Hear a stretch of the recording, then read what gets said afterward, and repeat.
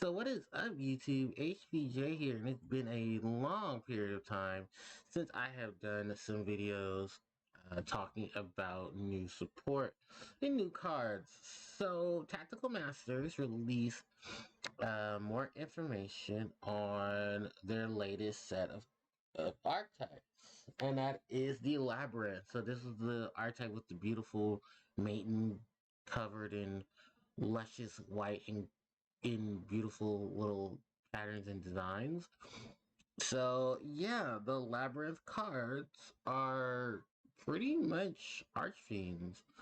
Well, Fiend type, and they look pretty cool, and they do a lot of stuff with trap cards. So, first off is let's take a look at the image that they have shown for us. This is the This is the tactical evolution. Sorry, tactical masters deck building set.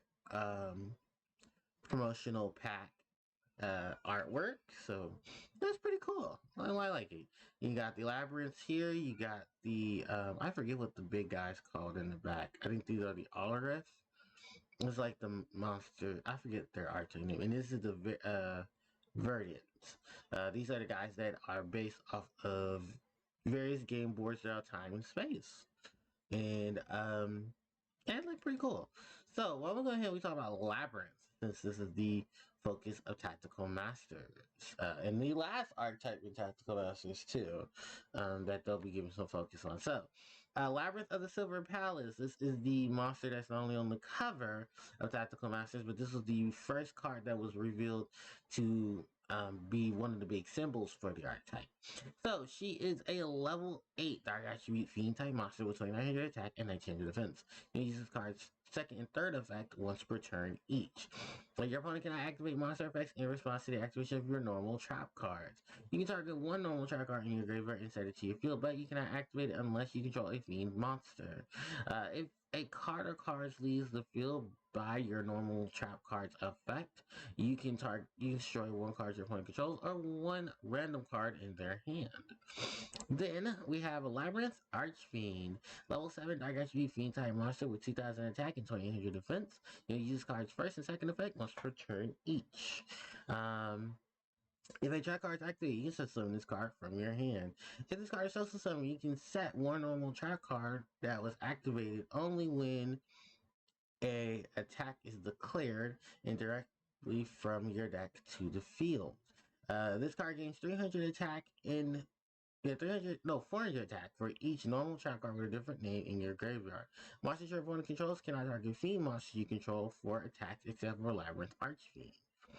Then we have Labyrinth Servant Ariana, level 4 Dark Attribute Fiend type monster with 1600 attack and 2100 defense. You only use one of this card's first and second effect once per turn each, and only once that turn.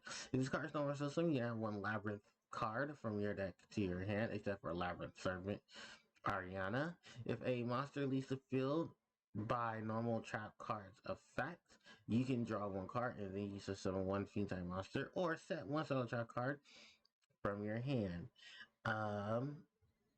Next up is there's some kanji here. Ariana sounds like please have a trap pit in Japanese. I guess it's just a pun. Okay, cute. Anyway, Labyrinth Kandra, level 3 Dark Attribute Fiend type effect monster with 1500 attack, 0 defense. You only use this card's first and second effect once per turn each. Quick effect: you can send this card from your hand to the graveyard to target and discard one card from your hand. I'm sorry.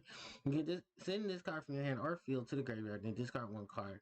Set one Labyrinth spell or trap from your deck or hand to the field. If a monster leaves the field because of your normal trap card's effect, while this card is in your graveyard, you can add this card to your hand.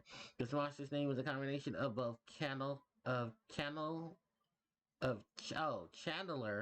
plus Dragon. Oh, I thought it would have been Candle. But, whatever. Alright, next up is Labyrinth Stove, level 2 Dark Attribute Fiend type monster with 0 attack and 2000 defense. You use this card's first and second effect once per turn each. Quick effect: you send this card from your hand to the graveyard, then discard one card, and then set one Labyrinth spell attack card from your deck or hand to the field. If monsters leave the field because of a normal trap card's effect, while this card is in your graveyard, you can special summon it. Then we have Labyrinth Coup Clock, level 1 Dark Attribute Fiend type monster with 0 attack and defense. You use this card's first and second effect once per turn each. Quick effect, you can discard this card from your hand. This turn, while you control a Labyrinth monster, you can activate one normal trap card that was set this turn. You can send this card from your hand to the graveyard to activate one Labyrinth card's effect, except for Labyrinth Coup Clock, or a normal trap card while this card is in your graveyard. You can either add this card to your hand or special summon it. And this card's name is a combination of both Cuckoo and Clock. Next, the field spell, Labyrinth. You only activate the first and second effect of this card's name once per turn each. If you activate a set Welcome Labyrinth normal trap card, you can add this additional effect, destroy one to its effect, destroy one card on the field. If you activate a non-Labyrinth normal trap card, you shall summon one Fiend type monster from your hand or graveyard. Labyrinth setting, quick play spell. You can activate one card with this card's name once per turn. Target two of your Labyrinth spell or trap cards that are banished or in your graveyard, except for Labyrinth setting. Shuffle them into your deck, and if you do control, and then if you control a Fiend type monster, you can set one non-Labyrinth normal trap card with a different name from each of those other cards directly from your deck, equal to the number of cards shuffled in. We have Welcome Labyrinth. You can activate the first and second of this card's name once per turn each. So summon one Labyrinth monster from your deck, but you cannot summon monsters from your deck or extra deck until the end of the phase after this card resolves, except for Fiend type monsters. If monsters you leave the field by your normal trap card's effect while you control this card in your graveyard, except during the turn this card is sent to your graveyard, you can set this card to the field. For Welcome Labyrinth normal trap, when a monster declares an attack, if you control a Fiend type monster, you can target one card on the field, negate the attack, and if you do, destroy that target. Then you can set one non-Labyrinth normal trap card from your hand or deck to your field. Then we have Labyrinth Mirage. You can activate one set normal trap card except for Labyrinth Mirage.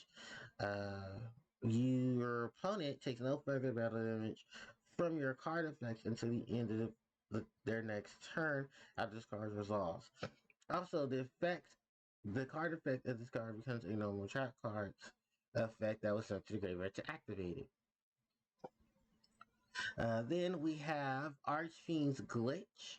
Target one Fiend type monster you control. Target one card on the field. Destroy a target, and you send one Fiend type monster from your deck to the graveyard. And then the corresponding trap card that they're reprinting is Compulsory Evacuation Device. So, looking at the Labyrinth monsters themselves, they all are circling around effects that will trigger by sending cards you control to the graveyard for the effects of a normal trap card effect. Being is that that's actually really good for some of the cards. Here's the problem. Normal trap cards are their problem because trap cards have to be set and you have to wait a turn before they're using them. With the combination of what these monsters do, I don't see any monster that particularly will start triggering effects or like you trigger effects till you get to Archfiend or Silver Palace. And looking at both of these monsters, even looking at some of the low level monsters, you're basically just building a deck to circumvent around fiends or being fiends, while also a plethora of normal trap cards. And there are a plethora of normal trap cards you can take advantage of. It's just that looking at it, a lot of them are not saying ignore the condition. Excuse me, a lot of them are not saying build this and that. They're just basically focusing on getting the cards in the graveyard back onto the field in your hand and then allowing other effects to happen, which I think is fine, but they're all attached to a lot of the normal trap cards. And it's no telling exactly what people will be running, but I know Compulse will probably be a definite support card for them. If not, something probably just be a lot better. Maybe stuff like Heavy Dust Storm, what is it? Relevant Catastrophe, I'm trying to think of like Infinity Impermanence is a good option of a normal trap card. And then benefiting from copying its effects or using its effects to do a massive spread. It's really just where it is. So this welcome Labyrinth. And I think what a lot of people were talking about with just the archetype itself, welcome Labyrinth to Child Card. What I'm being hearing is that this is based off of the game Labyrinth, where there's like various obstacles and stuff, and you have to be very careful about traps and what you're gonna run into. I always thought it was about I'm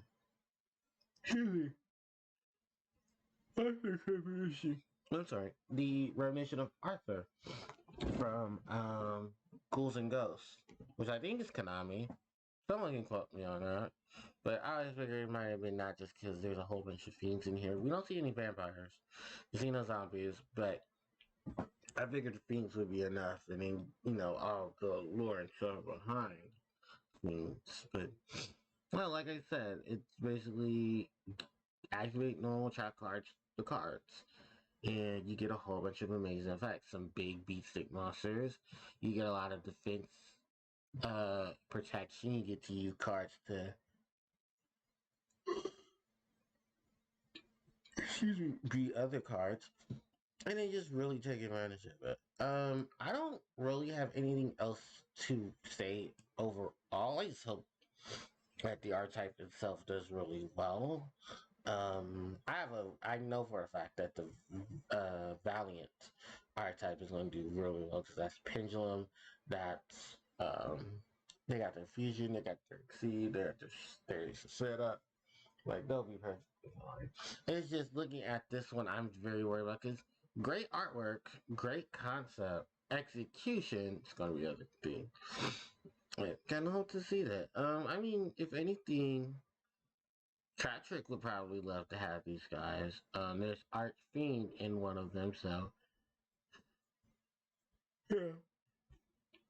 Excuse me, you take that as you will. And I know for a fact that Demon Archfiend or Labyrinth Daemon got changed to Labyrinth Archfiend because of course Daemon is just a play on the word demon, and demon is changed here in the TCG to Archfiend or Fiend. And I think an Archfiend is just a stronger variation of the Fiend. So yeah, it was your lineup and array for that. But I'm also trying to remember just any little other things. But I think just for the tidbit of it, let's see how these play out and then go from there. But I definitely say if you want to invest in something like this and you do like Dexter, like even Trick will probably adore it because you get some big beat sticks out of it. I don't know if there's any cards that's going to conflict with them, but they do have a lot of normal trap cards in their deck, so you get a lot of effects off of that. So, with that said, everybody, I want to wrap up the video here. So, let me know in the comment section what you guys think of the Labyrinth archetype and how you like to see the Labyrinth archetype proceed in the future. And will you be purchasing cards from the TCG's variant of Tactical Masters, which thankfully at this time of recording, fingers crossed, does not get delayed. So, with that said, thanks everybody for watching. Don't forget to like, comment, share, and subscribe to the channel as it helps out tremendously. Hit the notification bell so you guys will be informed of when I do upload more content. You guys can catch me on social media as the links are there in the description box below and live on Twitch at twitch.tv/HarpiePlayerJoe. With that said, thanks everybody for watching, and I'll catch you guys next time. HPJ signing out. Take care.